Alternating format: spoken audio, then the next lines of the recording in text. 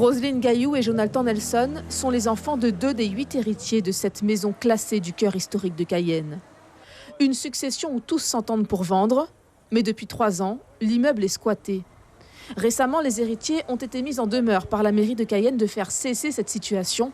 La famille a donc pris un avocat et se lance dans une procédure qui risque d'être longue et coûteuse. Donc 2 000 € déjà pour lancer la procédure. Et aujourd'hui, ce qu'il en est, c'est qu'on a payé aussi 300 € pour les huissiers, pour faire expulser quelques résidents. Un coût qu'on ne pourra pas chiffrer aujourd'hui, qu'on pourra chiffrer peut-être dans 2 ans, si on arrive à clore cette affaire, mais aussi un coût que l'État profitera, puisque au bout d'un moment, l'État sera gagnant.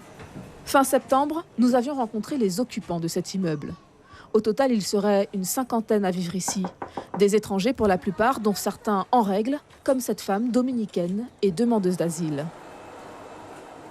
Avec l'asile, c'est la personne ne peut pas travailler. Tous les mois, elle donnait 260 €.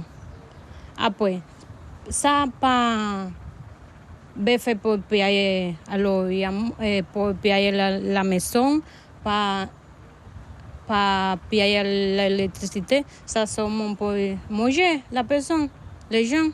Pour ça que toutes les personnes qui viennent ici est illégal, trouver la maison de l'autre personne. Les 3 niveaux de l'immeuble ont été divisés en petites cases. Elles seraient louées pour une centaine d'euros.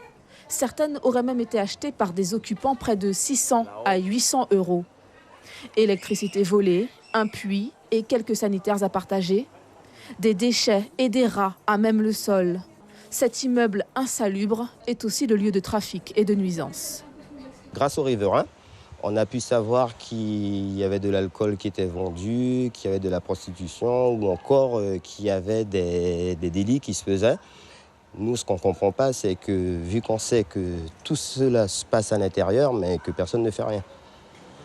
Surtout que les forces de l'ordre n'agissent pas directement. Et on se pose la question vraiment, est-ce qu'il faut vraiment dépenser autant d'argent pour que l'État puisse faire son travail, en fait, vu qu'ils ont connaissance de tout ce qui se passe à l'intérieur. Malgré leur amertume, les héritiers de cette maison et leurs enfants ont décidé d'agir dans les règles. Ils s'engagent dans une procédure d'expulsion qui durera probablement plusieurs mois, voire des années.